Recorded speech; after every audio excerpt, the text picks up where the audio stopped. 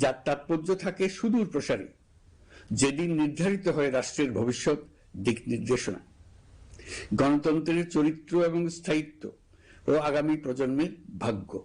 আগামী পরশু ঠিক তেমনি একটা দিন, যেদিন দুটি ভোট অনুষ্ঠিত হতে যাচ্ছে। আমরা সবাই মিলে নতুন সরকার গঠনের নির্বাচন করব এবং পাশাপাশি গণভোটের মাধ্যমে আমাদের প্রাণপ্রিয় বাংলাদেশ রাষ্ট্রের ভবিষ্যৎ কাঠামো নির্ধারণ করব। ইতিমধ্যে আনুষ্ঠানিক নির্বাচনী প্রচার প্রচারণা শেষ হয়ে গেছে।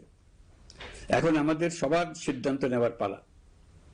এই মুহূর্তে রাষ্ট্রের দায়িত্বপ্রাপ্ত একজন নাগরিক হিসেবে আপনাদের সঙ্গে কিছু গুরুত্বপূর্ণ কথা ভাগ করে দেওয়াকে আমি আমার নৈতিক ও সাংবিধানিক দায়িত্ব মনে করছি।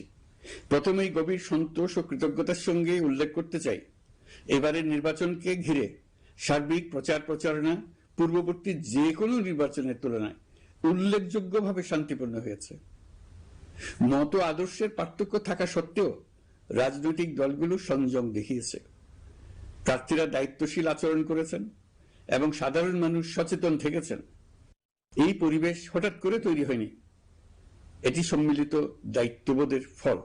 এজন্য আমি আন্তরিক ধন্যবাদ জানাই দেশের সকল রাজনৈতিক দল, প্রতিদ্বন্দ্বী প্রার্থী, ভোটার, নির্বাচন কমিশন, নাগরিক সমাজের প্রতিনিধিবৃন্দ, গণমাধ্যম কর্মী এবং নির্বাচনের সাথে সংশ্লিষ্ট সকল আইন শৃঙ্খলা বাহিনী ও প্রশাসনের প্রতিটি সদস্যকে।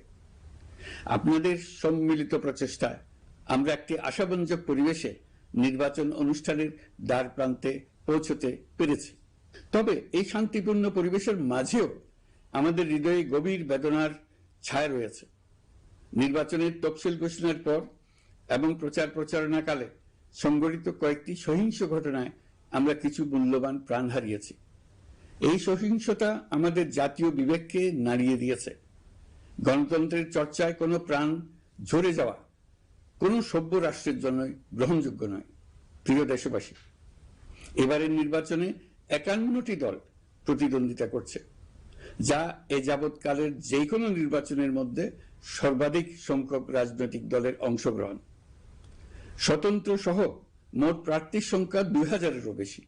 আগের জাতীয় নির্বাচনগুলোতে এর চেয়ে বেশি প্রার্থী প্রায় কখনোই দেখা যায়নি। প্রিয় দেশবাসী, এবারের নির্বাচন শুধু আরেকটি নিয়মিত নির্বাচন নয়, এটি একটি গণ অভ্যুত্থানের পর দেশের প্রথম জাতীয় নির্বাচন। দীর্ঘ সময় ধরে জমে থাকা ক্ষোভ, বৈষম্য, বঞ্চনা ও অবিচারের বিরুদ্ধে জনগণের যে জাগরণ আমরা দেখেছি, এই নির্বাচন তার সাংবিধানিক প্রকাশ।